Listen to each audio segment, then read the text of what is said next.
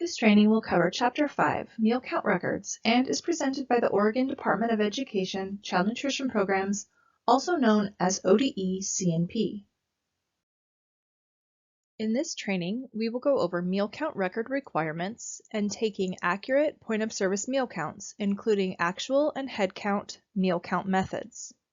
We will go over samples of meal count forms, and lastly, we'll go over guidelines for writing and implementing procedures for meal counts, and we will review the ODE CNP procedure template for meal count records.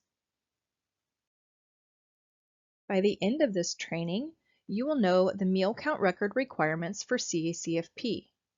You will be able to identify an acceptable point-of-service meal count, as well as identify non-reimbursable meals. You will also gain a broad understanding of providing oversight as well as implementing written procedures on these topic areas.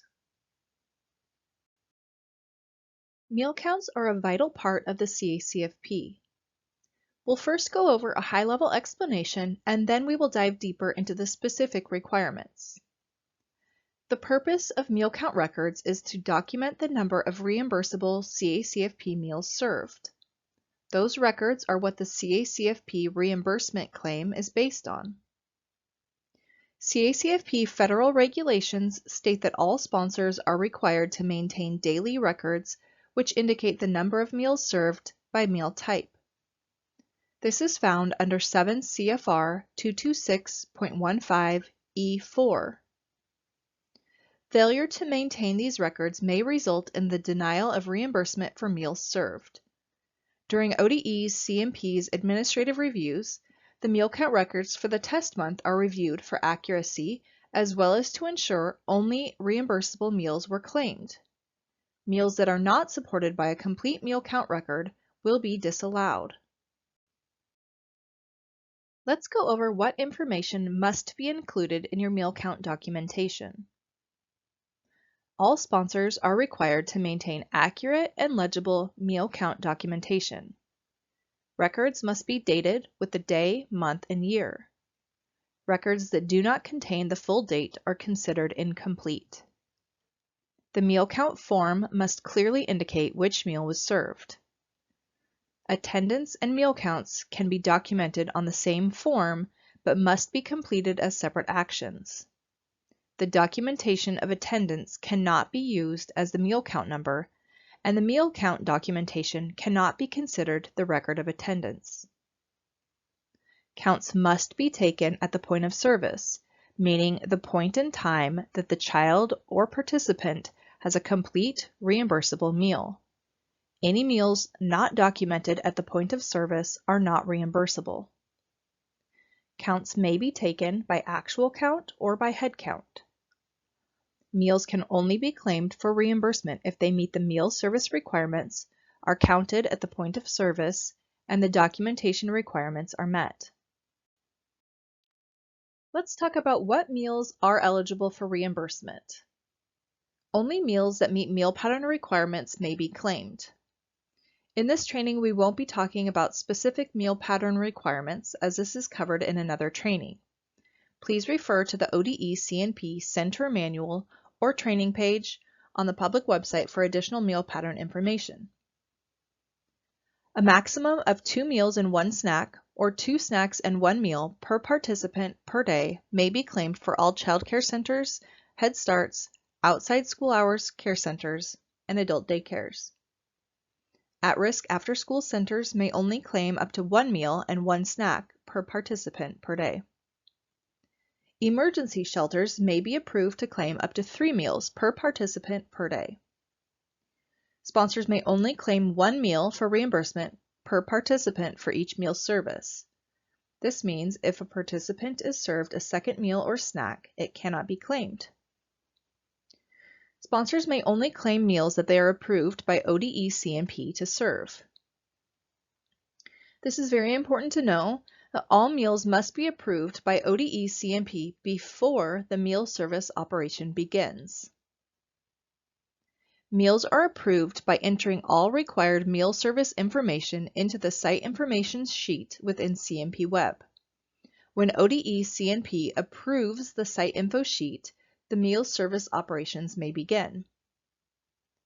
ODE C&P cannot backdate the approval date for any new meal service, so please ensure you update C&P Web in advance. Now let's talk about non-enrolled participant meals and adult meals. Only meals that are served to enrolled participants are eligible for reimbursement, but it's important to know that all meals served must be documented. Sponsors that serve any participants that are not enrolled will need to have a system in place to document those meals, but not include them in the total counts for reimbursement. One example of a non-enrolled participant would be a child that is attending the center but does not have a current child enrollment form. Those meals would not be eligible for reimbursement. So what is an adult meal? An adult meal is a meal that is served to anyone over the age of 18 that is not enrolled as a participant in an adult daycare center. To clarify, the following information does not apply to adult participants that are enrolled in CACFP. Some centers offer meals to adults, such as site staff. This is an allowable practice, but there must be a system in place to document those meals served, and they may not be claimed for reimbursement. Adult meals fall into one of two categories. Program adults are adults that perform labor necessary to the food service, such as a classroom teacher that is serving the participants, or the cook. Non-program adults do not have a role in the food service. This could be a parent visitor, or it could be an office person that does not have a role with CACFP.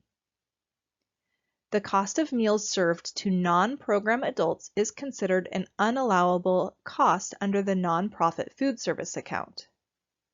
If your center allows non-program adults to be served, please see Chapter 7 of the CACFP Center Manual for more information on unallowable costs. All right, let's talk about point of service meal counts. Meal counts must be taken and recorded at the point of service for the meal service style operated by the sponsor. For more information about meal service styles, refer to our CACFP Center Manual, Chapter 10, Meal Service and Menu Records, or see the related trainings on the CACFP training page. Point of service is defined as the point in time when the participant has received a complete reimbursable meal. For cafeteria-style service, this means when they are in the cafeteria line after they have a complete meal in hand. For restaurant or family style, this means when the participant is seated at the table with a complete meal set on the table in front of them. The meal count must be taken when the participant has the complete reimbursable meal, but before the participant leaves the line or the table. In both family and restaurant style meal services, if a participant comes to the table with the intent to eat and they are served a complete meal, their meal may be included in the meal count, even if they only eat a small portion or not at all. Meal counts cannot be taken after participants leave the line or the table. Any meals not documented during the point of service must be disallowed and not included in the reimbursement claim. There are two methods of taking meal counts. Sponsors typically have a choice of which method to use, but there are some exceptions which we will go over now. First, we'll talk about actual count. This method records the meals served to each participant by name, first and last. For example, sponsors would have a printed list of all participants and would indicate by putting an X next to the participant's name when they were served the complete meal. Actual count is required when sponsors are approved to serve more than 2 meals in one snack or 2 snacks in one meal. In this case, sponsors also must have a system in place to disallow any meals that are served to a participant over the regulatory daily limit. Actual count is also required when sponsors operate a pricing program, which is where participants are charged for meals, when sponsors operate an emergency shelter, or if ODE C&P has made a determination, usually in a prior administrative review, that actual count is required by the sponsor. Next, we have head count. This method tallies the meals by counting the total number of participants receiving a reimbursable meal. This is typically done with a clicker or a form that has tick marks. ODE C&P has a meal count template form for both the actual and head count methods, which we'll go over in the next two slides. First, we'll look at the daily meal count form for the actual count method. This template is available for download on the ODE C&P CACFP public website. The form is a fillable Excel document, so sponsors can type in participant names, or they can print blank sheets and handwrite the names in. This form allows sponsors to document actual counts for a 1-week period on a single form. The form allows space for 15 participants to be listed, which works well for smaller classroom sizes. If you have classrooms with over 15 participants, a second page can be added. Sponsors are not required to use this specific form, but should use it as an example when creating their own form to ensure all required components are included. Next, we have the daily meal count form for the head count method. This template is also available for download on the ODE C&P CACFP public website. This form is a Word document. Sponsors are able to type in the date and the site name at the top of the form, but it is intended to be printed and written on daily to document the meal counts. This form works best with the use of a clicker to count the meals. Staff uses a clicker to capture the point of service meal count and then transfer that number from the clicker to the form after the meal service. Meal counts are entered under the participant column for the meal and day served.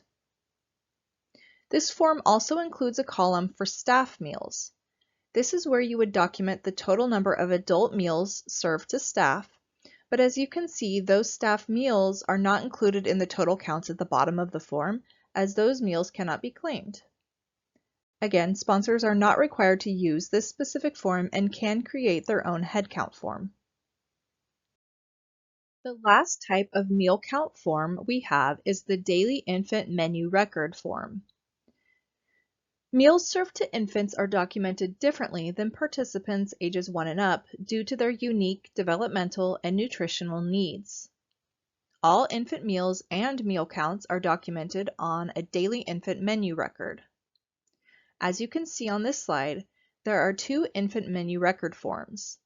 One is for the infants ages 0 to 5 months, and the other is for infants 6 to 11 months.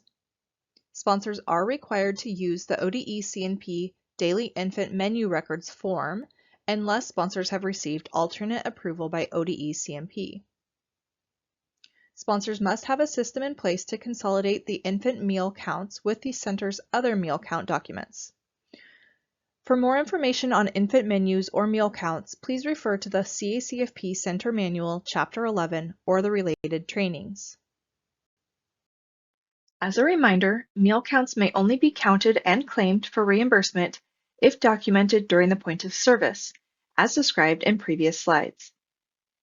The following methods are not acceptable: counting the number of participants in attendance as the meal count, counting the number of meals prepared or sent by the kitchen, counting meal counts by subtracting the number of meals left over after the meal service from the total number prepared, counting the number of meals ordered from the vendor, counting meals after the meal service is complete based on the teacher's memory, counting the number of trays or plates on which the food was served.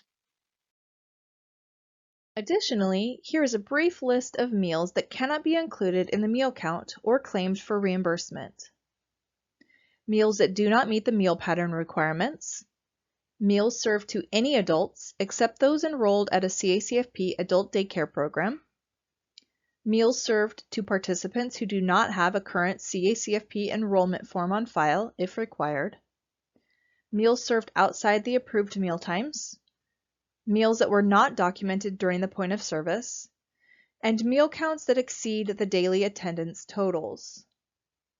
Sponsors must have a clear system in place to disallow meals that fall into any of these categories. Let's go over the meal count consolidation and record-keeping requirements for meal counts. Meal count records document the total reimbursable meals served and are used to create the monthly claim for reimbursement.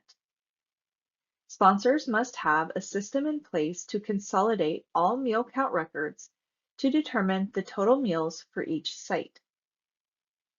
ODE C&P recommends that sponsors create a meal count consolidation form to ensure accuracy and to document the consolidation.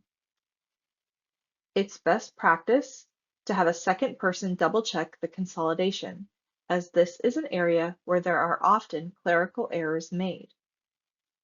As with all CACFP documentation, meal count records must be maintained for 3 years plus the current fiscal year. All right, time for a knowledge check. ABC Child Care Center uses the restaurant-style meal service. The teacher serves all children in her classroom. Typically, the teacher records the meal counts while her children are eating. However, today she got busy and forgot. At snack time, she discovered that she had forgotten to document the counts for breakfast. What action should she take? Should she A. Document the number of meals that were served for breakfast based on memory, B.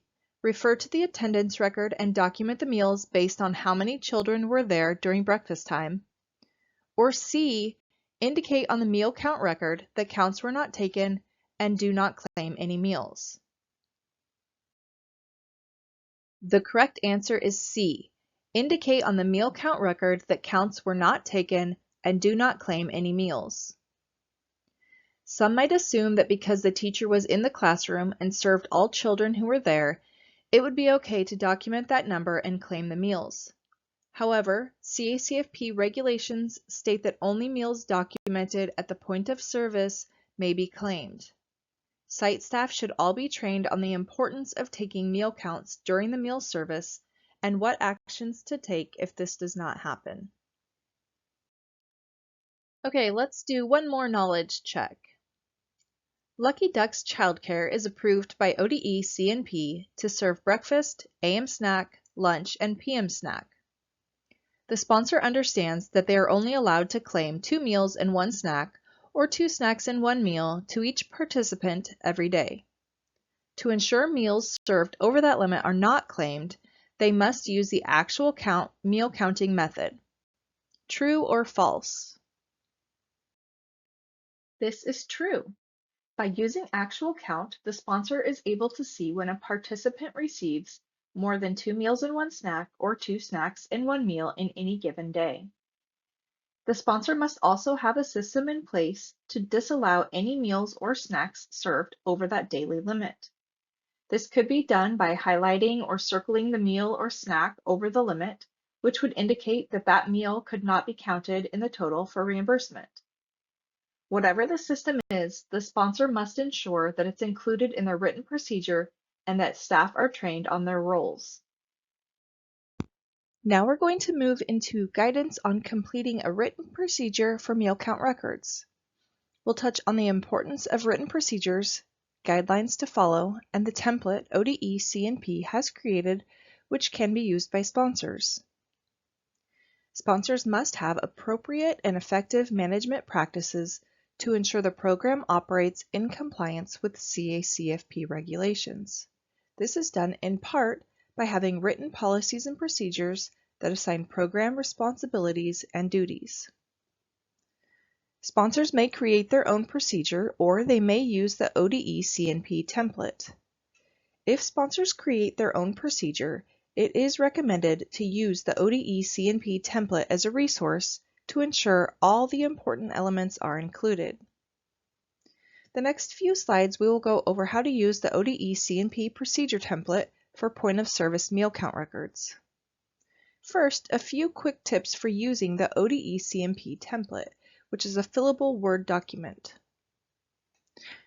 First, fill in each gray field for all applicable sections. If an applicable section has a checkbox, double-click on the box to check it.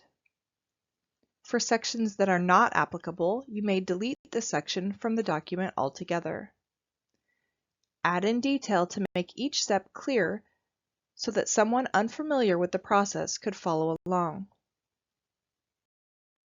On the first page, you'll fill in your sponsor name and the date that the procedure was created. It's helpful to include revision dates when you make updates in the future so you know you always have the current version. The section that is in italics is meant to be instructions for sponsors to use when initially creating the procedure. You may delete this from your final version as it does not have a part in your organization's step-by-step instructions.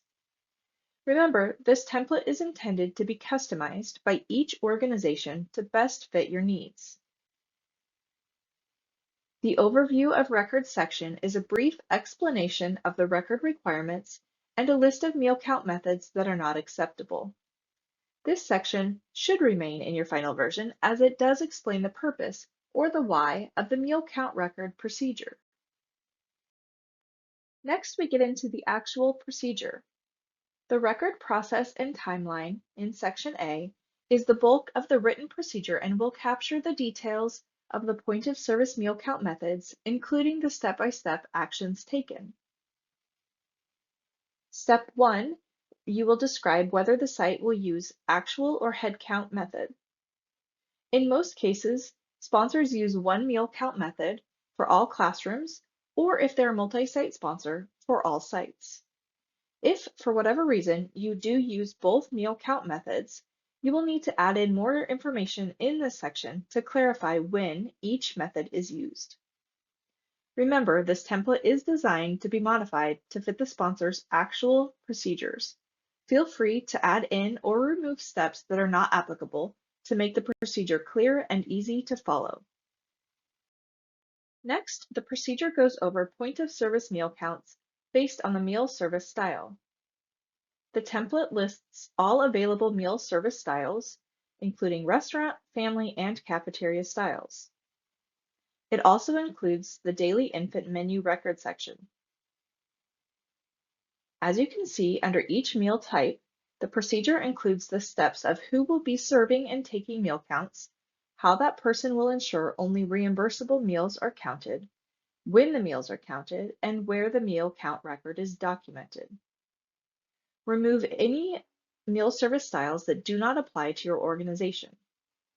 As with meal count methods, sponsors typically choose one meal service style for their entire program, but if you do use more than one style, ensure it's clear when each style is used. If your site does not have infants in care, remove that section. Now that we've gone over the steps of taking the point of service meal counts, steps 3 through 5 outline the process of collecting the meal count forms for the month and compiling them for the claim.